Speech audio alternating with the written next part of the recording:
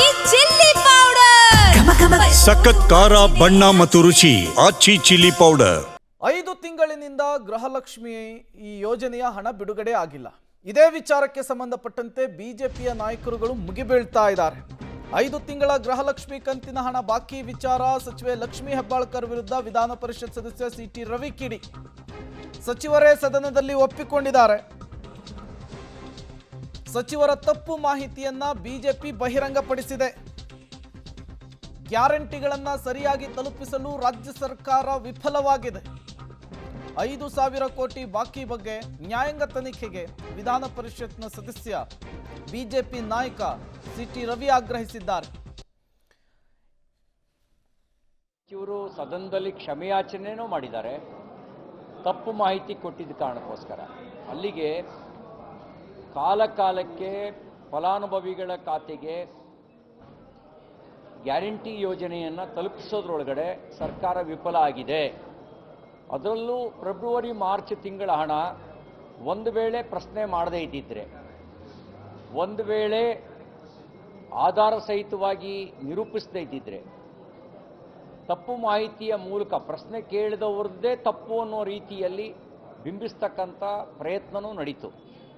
ಆಧಾರ ಸಹಿತವಾಗಿ ಭಾರತೀಯ ಜನತಾ ಪಾರ್ಟಿ ಸತ್ಯವನ್ನು ನಿರೂಪಿಸಿದ ಕಾರಣಕ್ಕೆ ಸತ್ಯ ಹೊರಗೆ ಬಂತು. ಇಲ್ಲೇ 5,000 ಕೋಟಿ ಗೋವಿಂದ ನುಂಗಿಬಿಡೋರು, ಬಡವರಿಗೆ ತಲುಪಬೇಕಾದ ಹಣವನ್ನು ನುಂಗಿಬಿಡೋರು. ಈಗಲೂ ಹೇಗೆ ಕೊಡ್ತಾರೆ ಅನ್ನೋದು ಒಂದು ಪ್ರಶ್ನಾರ್ಥಕ ಚಿಹ್ನೆ. ಯಾಕೆಂದರೆ 2023-24 ಬಜೆಟ್ಟು ಈಗಿಲ್ಲ. ಈಗ 24, 25, 26ನೇ ಬಜೆಟ್ಟು ಮಾರ್ಚಿಗೆ ನಡೆಯೋದು. ಅದು 23-24ರದು. 25-26 ಬಜೆಟ್ನಲ್ಲಿ ಅದನ್ನು ಮರು ಹೊಂದಾಣಿಕೆ ಮಾಡೋಕ್ಕಾಗಲ್ಲ. ಅಥವಾ ಆ ಹಣ ಡ್ರಾ ಆಗಿ ಫಲಾನುಭವಿಗಳಿಗೆ ಖಾತೆಗೆ ತಲುಪದೇ ಇರುವಂಥ ಸಾಧ್ಯತೆಗಳು ಇದ್ದಾವೆ. ಅದಕ್ಕೆ ನಾನು ನಿನ್ನೆ ಹೇಳಿದೆ, ಇದಕ್ಕೆ ಸಂಬಂಧಪಟ್ಟಂತೆ ನ್ಯಾಯಾಂಗ ತನಿಖೆಗೆ ಒಪ್ಪಿಸಿ. ಅದು 50 ರೂಪಾಯಿ ಅಲ್ಲ, 500 ರೂಪಾಯಿ ಅಲ್ಲ, 5,000 ರೂಪಾಯಿನೂ ಅಲ್ಲ, 5,000 ಕೋಟಿ. 5,000 ಕೋಟಿ ಅಂದರೆ ಇದನ್ನು ಸುಲಭವಾಗಿ ತಳ್ಳಾಕಕ್ಕಾಗಲ್ಲ. ನ್ಯಾಯಾಂಗ ತನಿಖೆಗೆ ಒಪ್ಪಿಸಿ. ಜನಗಳಿಗೆ ಮೋಸ ಮಾಡ್ತಾ ಇದ್ದಾರೆ. ನಿನ್ನೆ ಗೃಹಲಕ್ಷ್ಮಿ 2,000 ರೂಪಾಯಿ ಏನು ಕೊಡಬೇಕಾಗಿತ್ತು, ಅದು ಹೋದ ವರ್ಷದ ಬಡ್ಜೆಟ್ ಇದರಲ್ಲಿ ಬಂದಿರೋವಂಥದ್ದು. ಪಟಾಪಟ್ ಅಂತ 5,000 ಕೋಟಿ ಲೂಟಿ ಹೊಡೆದ್ಬಿಟ್ಟಿದೆ. ಸುಮಾರು 1,26,00,000 ಮನೆಗಳಿಗೆ ತಲುಪಬೇಕಾಯ್ತು, ಅಷ್ಟು ಜನಕ್ಕೆ ತಲುಪಬೇಕಾಯ್ತು. ಪ್ರತಿ ತಿಂಗಳು ಕೂಡ 2,800 ಕೋಟಿ ಅಷ್ಟು ಹಣ ಕೊಡಬೇಕಾಗಿತ್ತು. ಮೋಸ ಮಾಡಿದ್ದಾರೆ. ಅದನ್ನು ಲಕ್ಷ್ಮೀ ಹೆಬ್ಬಾಳ್ಕರ್ ಅವರಿಗೆ ಕೇಳಬೇಕು. ಈಗ ಆರ್ಥಿಕ ಇಲಾಖೆದವರು ಅದು ಕೊಡ್ಲಿಕ್ಕೆ ಬರೋದಿಲ್ಲ, ಆ ಏರ್ ಕ್ಲೋಸ್ ಆಗಿದೆ ಅಂತ ಹೇಳ್ತಾರೆ. ಎಲ್ಲಿ ಬಿಹಾರ್ ಚುನಾವಣೆಗೆ ಹೋಯ್ತು ಅಥವಾ ಯಾವುದಾದ್ರೂ ಜಮೀನು ಖರೀದಿಗೆ ಹೋಯ್ತೋ ಗೊತ್ತಿಲ್ಲ.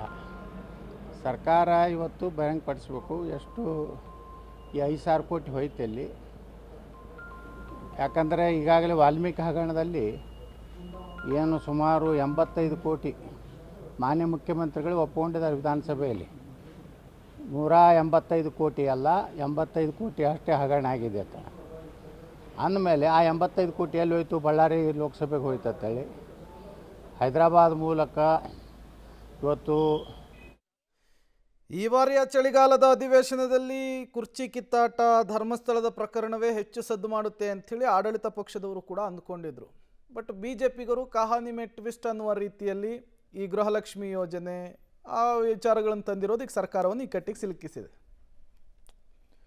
ಮತ್ತಷ್ಟು ಡೀಟೇಲ್ಸನ್ನು ಕೊಡೋದಕ್ಕೆ ಸುಖೇಶ್ ನೇರ ಸಂಪರ್ಕದಲ್ಲಿ ಜಾಯಿನ್ ಆಗಿದ್ದಾರೆ. ಸುಖೇಶ್, ಆಡಳಿತ ಪಕ್ಷದವರು ಅಂದ್ಕೊಂಡಿದ್ರು ಕುರ್ಚಿ ಕದನ ಮತ್ತು ಈ ಧರ್ಮಸ್ಥಳದ ಪ್ರಕರಣ ಸೇರಿ ಬೇರೆ ಬೇರೆ ವಿಚಾರಗಳನ್ನು ಬಿಜೆಪಿ ಫೋಕಸ್ ಮಾಡಬಹುದು ಅಂಥೇಳಿ ಬಿಜೆಪಿ ನಾಯಕರುಗಳು ಪಿಕ್ ಮಾಡಿಕೊಂಡಂತಹ ಈ ಗೃಹಲಕ್ಷ್ಮಿ ಯೋಜನೆಯೇ ಈಗ ಒಂದು ರೀತಿ ಬಿಸಿ ತುಪ್ಪವಾಗಿ ಪರಿಣಮಿಸಿದೆ.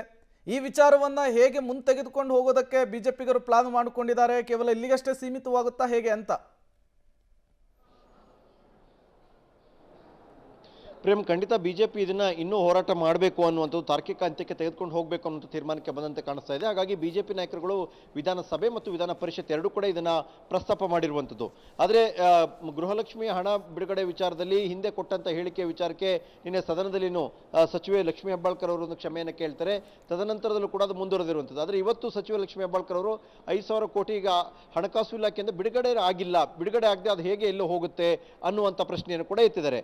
ಅಂದ್ರೆ ಮೊದಲು ಎಲ್ಲೋ ಒಂದ್ ಕಡೆ ಮಾಹಿತಿ ಕೇಳಿದಾಗ ಬೇರೆಯದೇ ಮಾಹಿತಿ ಕೊಟ್ಟರು, ಆನಂತರ ಅದು ಸದನದಲ್ಲಿ ದೊಡ್ಡ ಮಟ್ಟಿನ ಗದ್ದಲಕ್ಕೆ ಕಾರಣ ಆಯಿತು. ಅವರು ಕ್ಷಮೆ ಕೇಳಿದ ನಂತರವೂ ಕೂಡ ಹಾಗಾದ್ರೆ ಜನರಿಗೆ ದಿಕ್ಕು ತಪ್ಪಿಸುವಂತ ಕೆಲಸವನ್ನ ಮಾಡ್ತಾ ಇತ್ತ ಸರ್ಕಾರ ಅನ್ನುವಂಥದ್ದು ಒಂದು ಭಾಗ. ಆದ್ರೆ ಮತ್ತೊಂದು ಕಡೆ ಸರ್ಕಾರದ ಬಳಿ ಹಣವೇ ಇಲ್ಲ, ಅದಕ್ಕೆ ಇದನ್ನೆಲ್ಲ ಮಾಡ್ತಾ ಇದೆ, ಸರ್ಕಾರ ದಿವಾಳಿಯಾಗಿದೆ ಅನ್ನುವಂಥ ಆರೋಪವನ್ನ ಬಿಜೆಪಿ ಮಾಡ್ತಾ ಇರುವಂಥದ್ದು. ಹಾಗಾಗಿ ಈ ವಿಚಾರವನ್ನು ಮುಂದೆ ಇಟ್ಟರೆ ಸರ್ಕಾರವನ್ನು ಇಕ್ಕಟ್ಟಿಗೆ ಸಿಲುಕಿಸಬಹುದು ಮತ್ತು ಜನರ ಪರವಾದ ಒಂದು ಹೋರಾಟವನ್ನು ರೂಪಿಸಲಿಕ್ಕೆ ಆಗುತ್ತೆ ಅನ್ನುವಂಥ ರೀತಿಯಲ್ಲಿ ಬಿಜೆಪಿ ಇದನ್ನ ಕೈಗೆತ್ತಿಕೊಂಡಂತೆ ಕೂಡ ಕಾಣಿಸ್ತಾ ಇದೆ. ಪ್ರೇಮ್. ಓಕೆ ಸುಕೇಶ್, ಹಾಗೆ ಸಂಪರ್ಕದಲ್ಲಿರಿ, ಮತ್ತಷ್ಟು ಡೀಟೇಲ್ಸ್ ನಿಮ್ಮಿಂದ ಪಡಿತಾ ಹೋಗ್ತೀನಿ. ಈಗಾಗಲೇ ಲಕ್ಷ್ಮೀ ಹೆಬ್ಬಾಳ್ಕರ್ ಅವರು ಎಷ್ಟೇ ಸ್ಪಷ್ಟನೆ ಕೊಟ್ಟರೂ ಕೂಡ ಬಿಜೆಪಿಗರು ಇದನ್ನು ಇಲ್ಲಿಗೆ ಕೈ ಬಿಡುವ ಹಾಗೆ ಕಾಣಿಸ್ತಾ ಇಲ್ಲ. ಇದನ್ನು ದೊಡ್ಡ ಮಟ್ಟದಲ್ಲಿ ತೆಗೆದುಕೊಂಡು ಹೋಗಿ ಸರ್ಕಾರವನ್ನು ಇಕ್ಕಟ್ಟಿಗೆ ಸಿಲುಕಿಸುವ ಎಲ್ಲ ಪ್ರಯತ್ನಗಳನ್ನು ಕೂಡ ಮಾಡ್ತಾ ಇರುವ ರೀತಿಯಲ್ಲಿ ಕಾಣಿಸ್ತಾ ಇದೆ.